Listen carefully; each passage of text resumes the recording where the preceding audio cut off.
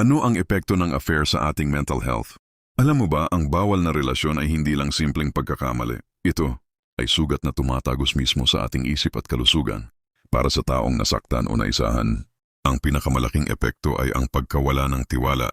Mula sa paniniwalang ligtas ka, bigla kang magdududa sa lahat, sa sarili mo, sa ibang tao, at pati sa mga simpleng pangako.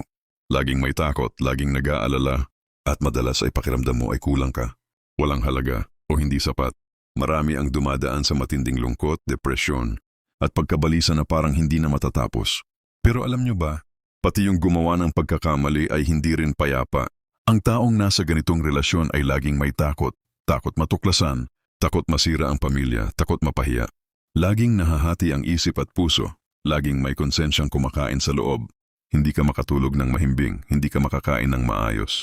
Kahit sabihin mong masaya ka sa umpisa, darating ang panahon na ang bigat na dala nito ay higit pa sa anumang ligayang naramdaman mo. Sa madaling salita, ang affair ay hindi ligaya. Ito ay sakit na sumisira sa kapayapaan ng iyong isip. Pero tandaan, kahit gaano kalalim ang sugat, may paghilom pa rin kung pipiliin mong bumalik sa tama, humingi ng tawad at magsimulang muli.